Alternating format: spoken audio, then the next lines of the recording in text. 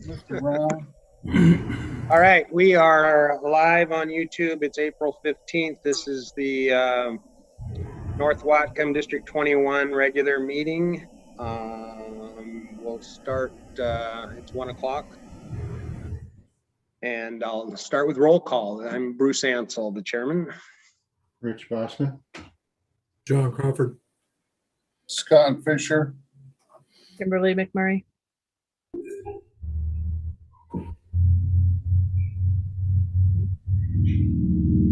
Richard Davis is here. Oh no. Sorry. And Chief Ward and Chief Vanderveen are present.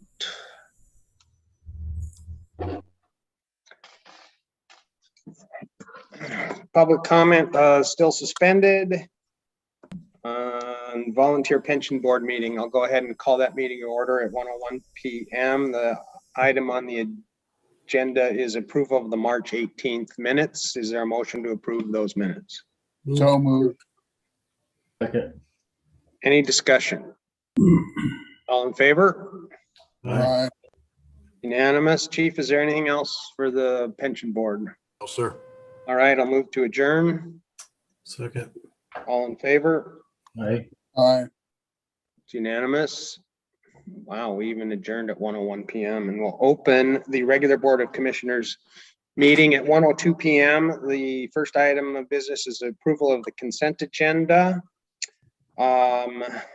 which includes meeting minutes from March 18, 27, 29, and April 1st, staff reports, financial reports, voucher, payroll, benefits. I'll read those in if there is a motion to approve the consent agenda.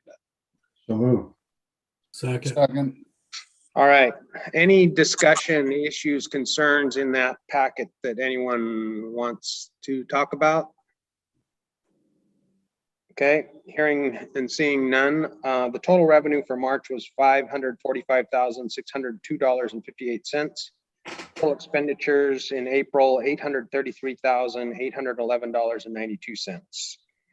Direct deposit payroll, $336,388.50. Payroll taxes voucher, $70,803.95.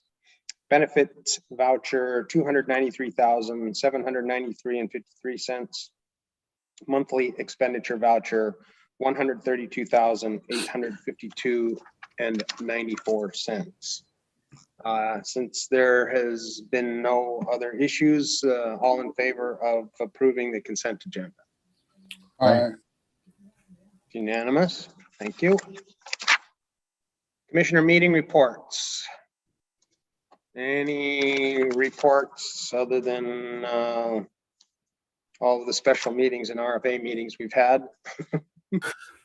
So I had the pleasure of going to a 911 board meeting on Thursday, April 1st. Bill Elfo's the chairman of that meeting. He was unavailable due to him being sick. So our county exec headed up the meeting. Prospect gave an update. Whatcom gave an update. Several elected members were at the meeting, such as the Linden mayor and a couple of county council people and a couple of city council people. After 40 minutes of discussion, there was no movement forward or backward. Some of the elected officials want to consolidate the two dispatch centers together, and they're going to explore more. So we're going to have more meetings on that, and that just about sums it up. Okay, is that going to be the decision of council members, or is that going to be a decision by the chiefs and some board? Well, the 911 board basically is a collection of fire chiefs and commissioners and police officers and such. Basically, in 1999, there was a separation of the fire side and the police side for the communications that are involved. Right now, some county council people as well as city council people want to put all those dispatchers back into one building and cross-train them. Yet they can't understand why there was a separation of the services in 99, because that's the way it used to be. But we were finding on the fire side, we were getting the short end of the stick as far as communications went. We were getting untrained dispatchers, the junior person on the fire board, and there were some serious incidents that we felt, and when I say we're talking 3 cities, 11 fire districts, that went, we could do better. And that's why they did this. And now these county council people got it in their heads, as well as the city council people, in my own opinion, have decided that it might be better to put everybody in one building and go back to the old way. And again, we have 3 cities and 11 fire districts that don't see it that way. Is the police department, are they sort of siding with fire, also wanting to be separate, or are they leaning another direction? Yeah, so these talks basically started in 2015. They brought a consultant in to determine if this was the best way to go. And that consultant said there was no financial benefit to this. There was no discrepancies as far as getting 911 calls and people out. And again, in 2018, they revisited this, because in 2015, they went, okay, we'll stay separate. They did it again in 2018 with a different consultant. The consultant came back and said, there's really no difference since 2015. And here's my report, which basically summed it up the same way. And it looks like we're going to head down that road again and spend more money and do another consultant. Maybe they'll come up with something different. All right. Any other reports? All right. Legal issues. Richard Davis, are there any? I don't have anything other than maybe just to kind of give a quick update on open meetings. Under the, we are in phase 3 right now, and the commission could start thinking about returning to an in-person meeting. It's optional, it's still not required. But if you wanted to do so, there are a number of restrictions. And there's an occupancy capacity of 50% at the moment. There's ventilation requirements.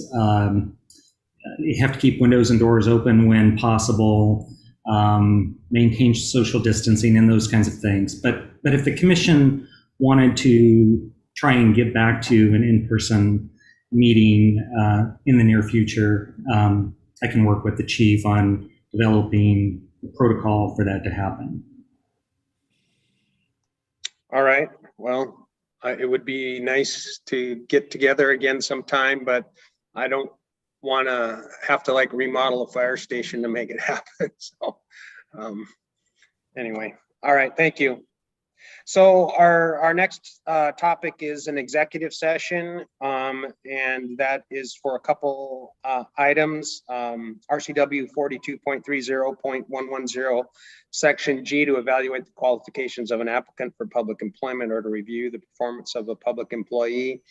And RCW 42.30.110, subsection L and I, to discuss with legal counsel representing the agency matters relating to agency enforcement actions, or to discuss with legal counsel representing the agency litigation or potential litigation to which the agency, the governing body, or a member acting in an official capacity is or is likely to become a party when public knowledge regarding the discussion is likely to result in an adverse legal or financial consequence to the agency. So I think we will start with 30 minutes.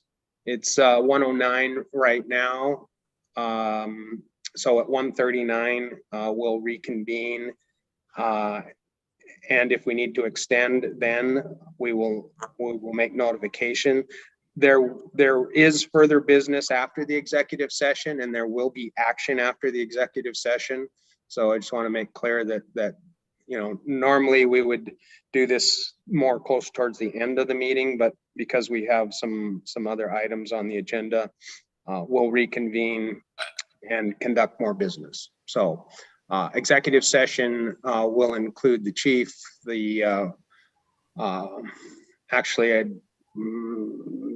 assistant chief could be in that. Sorry, Scott Brown, we can't bring you into that, and Richard Davis. So if you want to go ahead and cut us off of the live feed, we'll be back. It's 1:10 now, so 1:40.